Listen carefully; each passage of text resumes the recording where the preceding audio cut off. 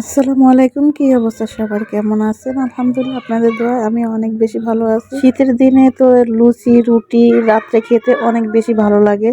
তো ভাবলাম যে আজকে একটু লুচি বানাই। আসলে অনেক দিন যাবত এই প্ল্যানটা ছিল, কিন্তু একা একা কি সাহস করে উঠতে পারি না। তাই আজকে আন্টি আসছিল। আন্টি এসে তো আমার প্রতিদিনই কিছু না কিছু কাজ করে দিয়ে যায়। যেহেতু আমি গ্রামের বাড়িতে যাব, এর জন্য সবকিছু আগে থেকে গুছিয়ে গাছিয়ে আর কি দিয়ে গিয়েছিল। তো আজকে ভাবলাম, বলতেছিলাম যে আন্টি আজকে কিন্তু লুচি বানাবো। তো বলছে যে আমি আসলে তারপরে বানাইস, তুই একা একা পারবি না। তো যেই কথা সেই কাজ, আন্টি আসার পরে তো এই আপনাদের ভাইয়াও তো বাসায় ছিল। তো ও হেল্প করতেছিল, আর এই তো আপনাদের ভাইয়া ভাজতেছিল, আর আমি আর আন্টি হাসাহাসি করতেছিলাম। মানে আমি বসিয়েছিলাম আর আন্টি বানাচ্ছিল।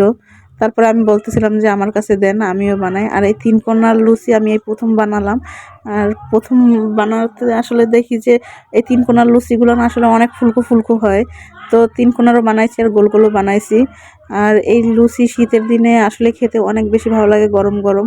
তার সাথে ডাল আর চর্বি দিয়ে রান্না করা, একদম জমে যাবে খাবারটা। কি বলেন আপনারা? আপনারা কে কে খেয়েছেন অবশ্যই কমেন্ট করে জানাবেন।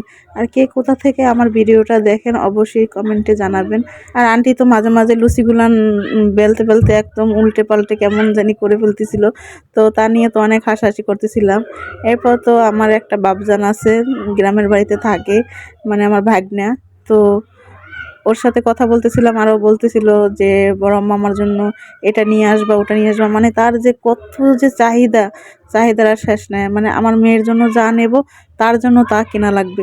বলতেছিল যে আপুর জন্যই শুধু কেনো, আমার জন্য কেন কেনো না। আমি বলছি আমি তো কিনবো ওর জন্য, আর কি আমি ওরা একটু চেতাই, এর জন্য ভালোই লাগে। তো আপনাদের ভাই আর কি চেতাচ্ছিল যে একটা পানির পট নিয়ে আসছে, মাম পট, মেয়ের জন্য। আর ওর জন্য একটা নিয়ে আসবে। তো ওরে ওইটা দেখাচ্ছিল যে এই যে দেখো তোমার জন্য আনি নাই, তোমার আপুর জন্য নিয়ে আসছি।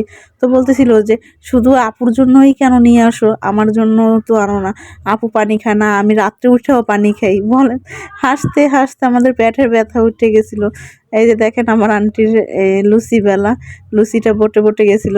না বলতেছিল যে তুই ভিডিও করতে আছিস, আমাকে বলবি না? আমি তো এমনিতেই বানাতেছিলাম। আর যখন ভিডিও চালু করি তখনই কোনো না কোনো একটা সমস্যা, তাই নিয়ে তো হাসাহাসি।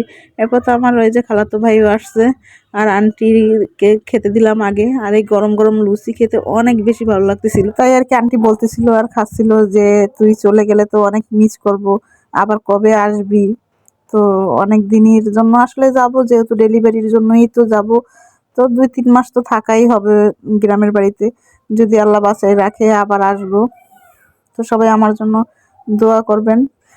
আর আমার খালাতো ভাই বলে মজার মজার খাবার আর খেতে পারবো না। এখন আপু চলে গেলে তো আর মজার মজার খাবার হবে না। আপু অনেক সুন্দর সুন্দর রান্না করে, যখনই রান্না করে তখনই আমাদেরকে দাওয়াত দিয়ে খাওয়ায়।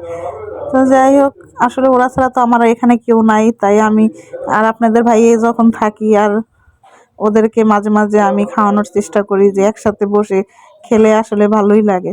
আর ও তো মজা করে খায়, ও আমার রান্না অনেক বেশি পছন্দ করে। মানে ও ভালোবাসে, ওর যে ছোট ভাই আছে শুভ, ও অনেক বেশি পছন্দ করে। তো ও আজকে আসে নাই, ও খেলা করতে গেছে ওর বন্ধুদের সাথে। ওর জন্য আমি বাসায় পাঠিয়ে দেবো। সবাই অনেক বেশি ভালো থাকবেন। আল্লাহ হাফেজ।